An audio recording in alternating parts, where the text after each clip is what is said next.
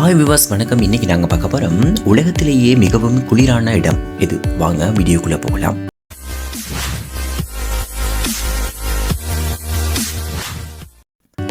உலகிலேயே மிகவும் குளிரான இடம் ரஷ்யா நாட்டில் இருக்கும் சாக குடியரசு பகுதியில் அமைஞ்சிருக்குதுங்க.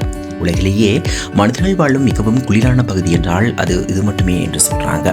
உங்களுக்கு குளிர்காலம் மிகவும் பிடிக்கும் என்று கூறினால் நிச்சயம் இந்த இடத்தை மறக்க மாட்டீர்கள். நீங்கள் குளிர்காலத்தை வெறுக்கும் அளவிற்கு -70 டிகிரி அளவிற்கு வெப்பம் பதிவாகுமாங்க. இங்கு குறைந்தபட்சம் -50 டிகிரி வரை வெப்பம் பதிவாகி இருக்குதாங்க. இங்கு ஒரு காலத்தில் அதிக மக்கள் வாழ்ந்து வந்தாலும் தற்போது காலம் செல்ல மக்கள் தொகையை குறைந்து இப்போது வெறும் 900 அளவில் மட்டுமே மக்கள் வாழ்கிறார்களாம். இங்கு ஒருவரின் நாய் தண்ணீர் குடிக்கும் போது பனி காரணமாக நாக்கு உறைந்து போய்விடுதாங்க. இங்கு உள்ள வீடுகள், கடைகள், வாகனங்கள் என அனைத்திலும் வெப்பத்தை அதிகரிக்கும் ஹீட்டர்கள் பயன்படுத்தப்படுறாங்க. இங்கு நாம் வாகனங்கள் பயன்படுத்த வேண்டும் என்பதால் அதற்கு தனியாக ஹீட்டர் 24 மணி நேரமும் பயன்படுத்த வேண்டுமாங்க. இது இல்லை என்றால் வாகனங்கள் உள்ளே இருக்கும் திரவங்கள் உறைந்து போய்விடுவாங்க. இந்த பகுதி ரஷ்ய நாட்டில் சாக குடியரசு பகுதியில் அமைஞ்சிருக்குது. இந்த நகரத்திற்கு பெயர் ஒயம்கான் ஆகும்.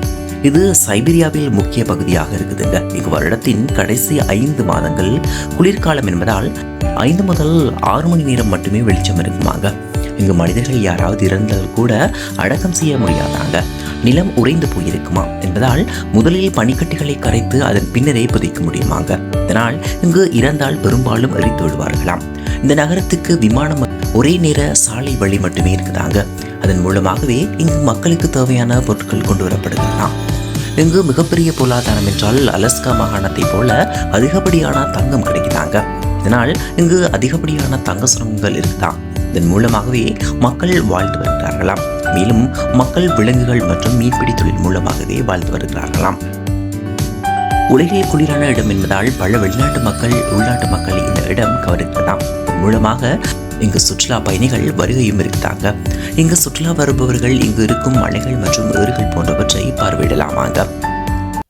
ஓகே, நாங்கள் அடுத்த வீடியோ சந்திப்போம். வீடியோ பிடிச்சிருந்தா லைக் பண்ணுங்க, ஷேர் பண்ணுங்க, சப்ஸ்கிரைப் பண்ணுங்க.